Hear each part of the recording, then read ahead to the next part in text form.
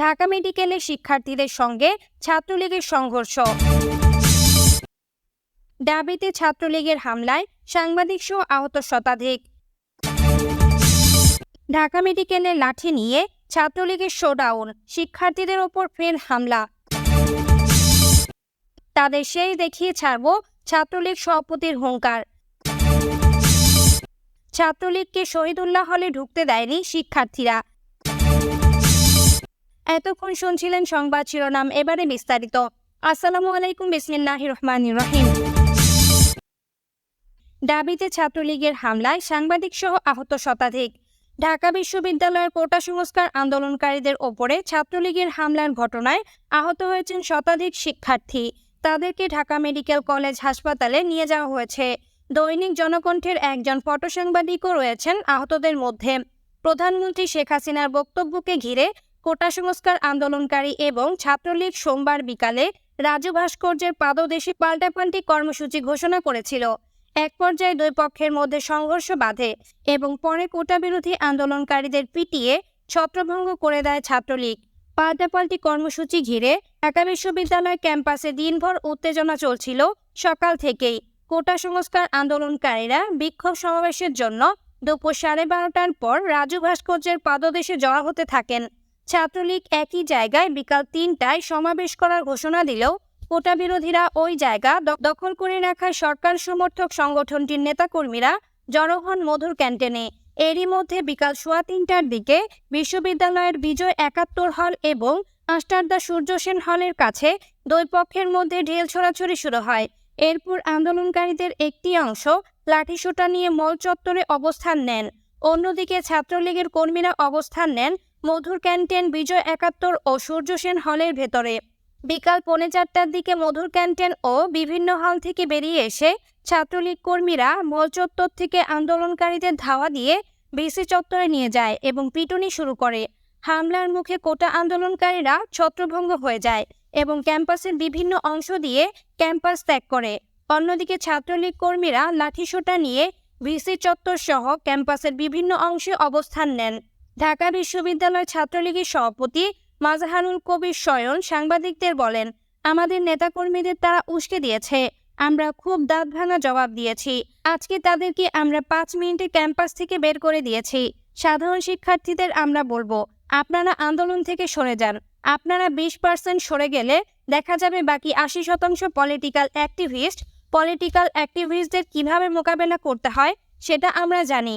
শিক্ষার্থীদের ওপর হামলার বিষয়ে প্রশ্ন করা হলে শয়ন বলেন, ওরা সাধারণ শিক্ষার্থী নয়, তারা বিএনপির ইশরাকের কর্মী। আপনারা গণমাধ্যম অন্ধ হয়ে গেছেন। এই আন্দোলনে সাধারণ শিক্ষার্থী 10 থেকে 20%, বাকি 80% শিবির ছাত্রদলের অ্যাক্টিভিস্ট। সংঘর্ষের সময় ছাত্রলীগের 3 থেকে 4 জন নেতাকর্মী আহত হয়েছেন বলে মাজহারুল কবির শয়নের ভাষ্য। 2018 সালে সরকারি চাকরির প্রথম ও দ্বিতীয় শ্রেণীতে কোটা বাতিল করে জারি করা পরিপত্র হাইকোর্ট অবৈধ ঘোষণার প্রতিক্রিয়ায় শিক্ষার্থীরা 2 সপ্তাহ ধরে টানা আন্দোলন চালিয়ে আসছে। এর মধ্যে রোববার এক সংবাদ সম্মেলনে প্রধানমন্ত্রী শেখ হাসিনা সাফ জানিয়ে দেন, সরকারি চাকরিতে কোটার বিষয়টি আদালতেই ফয়সালা করতে হবে। বক্তব্যের এক পর্যায়ে সরকার প্রধান বলেন, কোটা আন্দোলন করার আগে তো তোদের রেজাল্টগুলো দেখা উচিত ছিল যে কোথায় তারা দাঁড়িয়েছে। দ্বিতীয়টি হচ্ছে মুক্তিযুদ্ধ এবং মুক্তিযোদ্ধাদের প্রতি তাদের এত ক্ষোভ কেন? মুক্তিযোদ্ধাদের নাতিপুতিরা পাবে না, তাহলে কি রাজাকারের নাতিপুতিরা পাবে? মুক্তিযোদ্ধাদের অপরাধটা কি?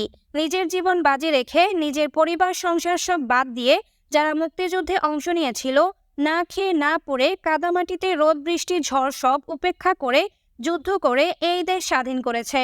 মুক্তিযোদ্ধারা বিজয় এনে দিয়েছিল বলেই সবাই উচ্চ পদে আসেন, আজকে বড় গলায় কথা বলতে পারছে, নইলে পাকিস্তানিদের বুটের লাথি খেয়ে মরতে হতো। প্রধানমন্ত্রীর এই বক্তব্যে মর্মাহত হয়ে রোববার রাতে ঢাকা বিশ্ববিদ্যালয় সহ দেশের বিভিন্ন শিক্ষালয়ে আন্দোলনকারীরা বিক্ষোভ দেখান। সেখানে স্লোগান দেয়া হয়, তুমি কে আমি কে, রাজাকার রাজাকার।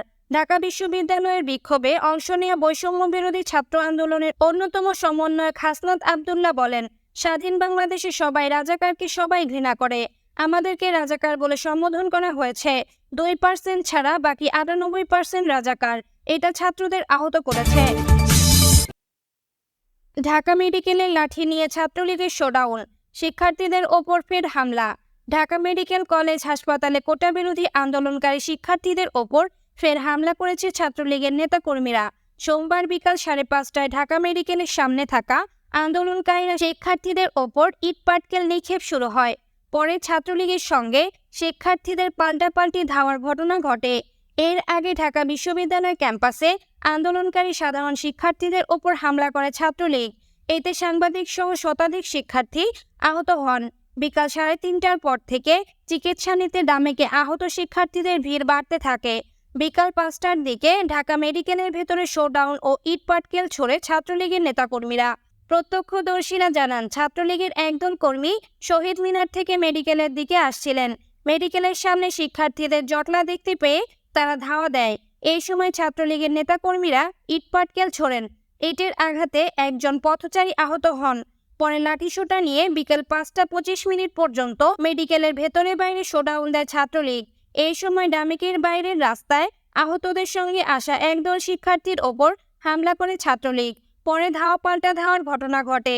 শিক্ষার্থীরা বলেন, আমরা আহত শিক্ষার্থীদের সঙ্গে নিয়ে ঢাকা মেডিকেল কলেজ হাসপাতালে এসেছি। ছাত্রলীগ এখানে এসেও আমাদের উপর হামলার চেষ্টা করছে। এমনকি যারা আসছেন হাসপাতালের পথে তাদেরকেও হামলা করছেন। এই সময় ওই এলাকায় 6টি ককটেল বিস্ফোরণের শব্দ পাওয়া গেছে।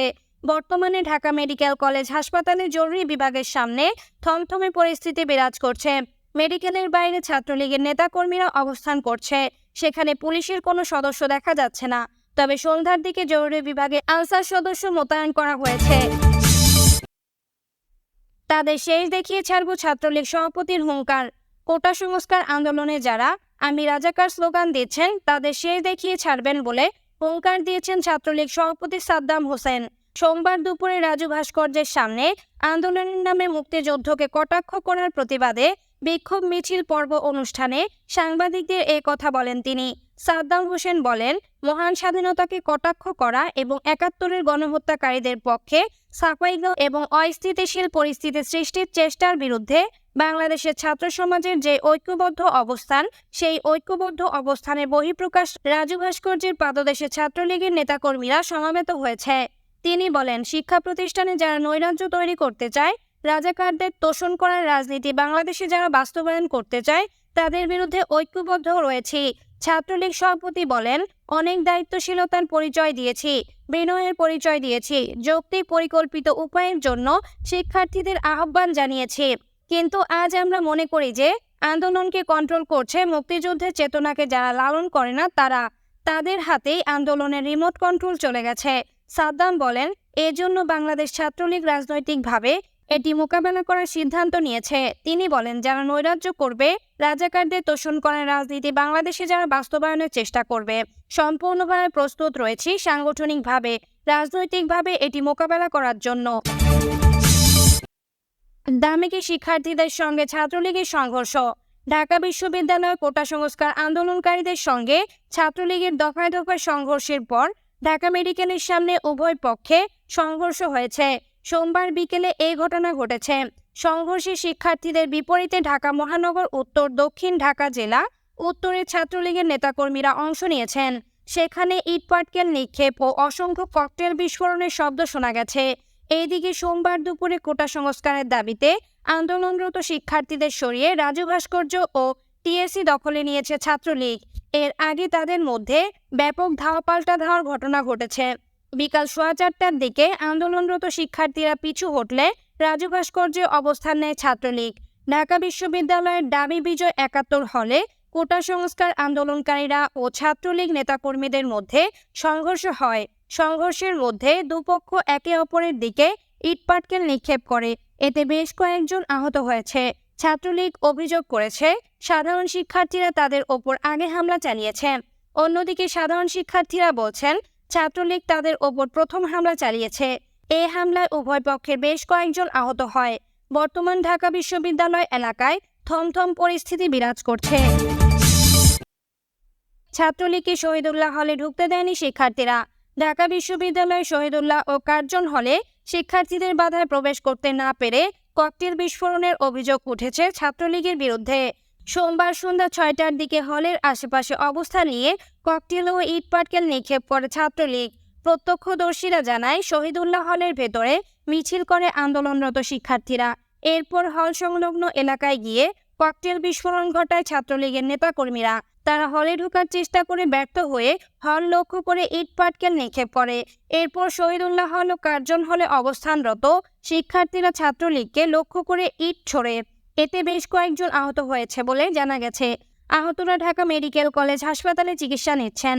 ডামিকি পুলিশ ফাঁড়ির ইনচার্জ বাচ্চু মিয়া বলেন, শহীদুল্লাহ হল এলাকা থেকে অনেক আহত শিক্ষার্থী ও ছাত্রলীগের নেতাকর্মীরা চিকিৎসা নিতে এসেছেন।